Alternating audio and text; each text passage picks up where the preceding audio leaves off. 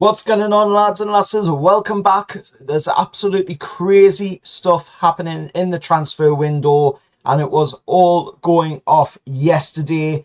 And again, it's sort of simmered down a little bit today, but yesterday it was absolutely going off with talk of Liverpool wanting Isak, Liverpool wanting Ekitike. I mean, it just never flipping ends. It really doesn't. But we're going to get into it in this video, and we're going to talk about what the updates are as of today as well on Ekitike and the Isak situation. So let's get into it.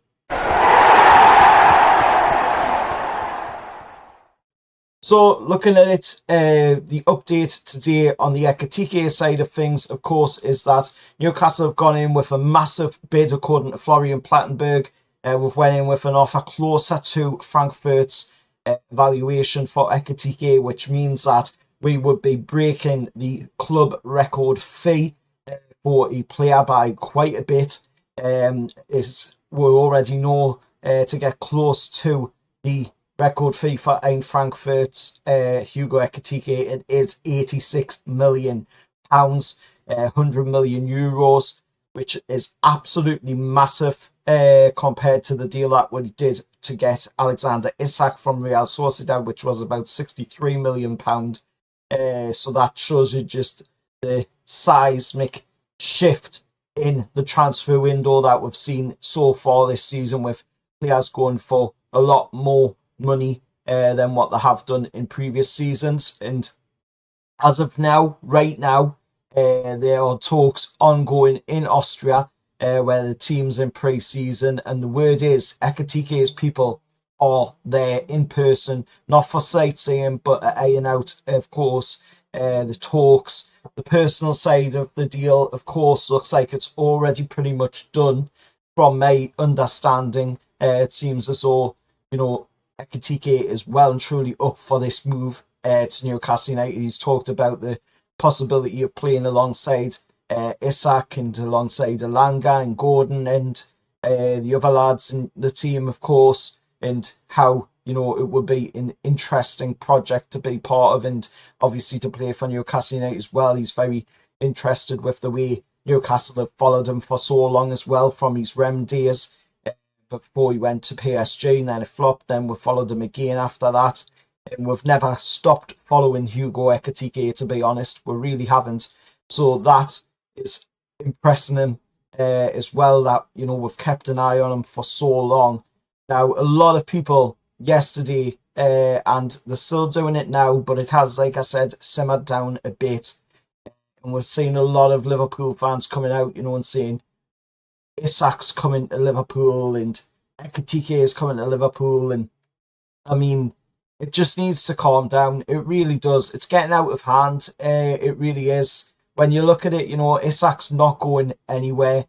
Isak is, according to the rumours now, Isak's going to sign a new deal. He was already going to sign a new deal anyway, but he's going to sign a new deal. Newcastle, of course, have come out, and there's rumours going around saying that there is a meeting planned for Isak to tie down to a new deal. And the lad's happy here. Why would he want to go anywhere else?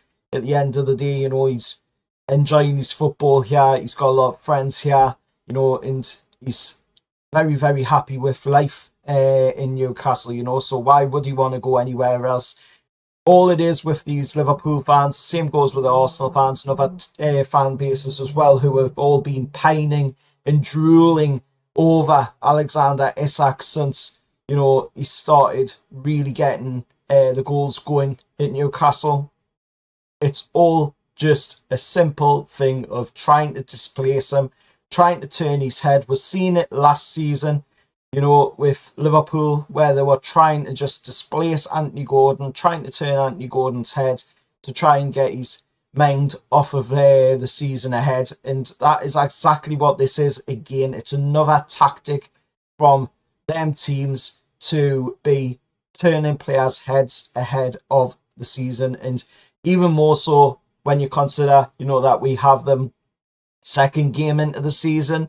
That right there just shows you the childish behaviour that these teams go to, to try and get results in games, and turning players' heads is just one of them absolutely disgusting tactics that they play. And to be honest, it's not going to work because Alexander Isak isn't that kind of guy. He doesn't get his head turned easy. He's an ice cold finisher, and he's the best striker there is right now in the world. He's absolutely deadly finisher, and having Hugo Ekitike alongside him, which is what we are trying to do, and it looks like we are getting very, very close to doing, that in itself right there is obviously sending a lot of shivers up a lot of teams' spines, not only in the Premier League but also in Europe as well. A lot of people complaining, saying that Newcastle shouldn't be allowed to have Ekitike and Isak. I mean, at the end of the day, there's no complaints, with other teams going out there and buying multiple strikers. I mean, has anybody complained about Chelsea going out there and signing all the players that they've signed in the attacking department? I don't think they have. You've got to look at it and think, why isn't anybody complaining about that? And it's quite obvious to why, and I'll let you make your own mind up on why, they're not complaining about that at the end of the day. But the update is that Newcastle have went in with a good offer for Hugo Ekitike. It's closer to the offer that Eintracht Frankfurt are after, which is huge news. It means that hopefully before long we will see Hugo Ekitike joining Newcastle United, which is massive, massive news, because that means we'll have a front line of Gordon, Isak, Elanga, and then in that number 10 role, just playing off of Isak, will be Hugo Ekitike, and that is an amazing front four to go into any season with, and any team in the world would love that kind of attacking line. I mean, that is pure pace, pure technical gift, and then the lethal finishing to add to it as well. Hugo Ekitike has scored a lot of goals in the Bundesliga, 15 goals I believe it was. It's about 49 goal contributions, I think it was, for them. And then Isak, has scored a lot of goals last season as well. So that right there, you can see why these teams are getting scared. You can really see why these teams are getting scared. But the final word is, this club is not in the old days anymore. We are not a selling club. We are a buying club. So teams like Liverpool and Arsenal and everybody else like that need to get that through their thick skulls, that Alexander Isak is not for sale, not for any price. When the club says no, we mean no. And that is the end of it. We're going big this summer. We're getting in the big players, and it is just absolutely amazing to see that we are finally getting to spend some of that money, that we have wanted to spend for a while now, and we're getting in quality players. And when you look at the top 10 of players that were signed as well, every single one of them is a hit. There's not a single player there that is a flop. Every single player that we've signed in our top 10 signings is an absolute hit, all the way from Alexander Isak down, absolute hits across the board. And that is an impressive feat. Not many clubs can say that, that their top 10 most expensive signings are all hits. That is just absolutely huge. But anyway, let us know your thoughts down in the comments below. Hit that like button, hit that subscribe button, and also share with your friends as well.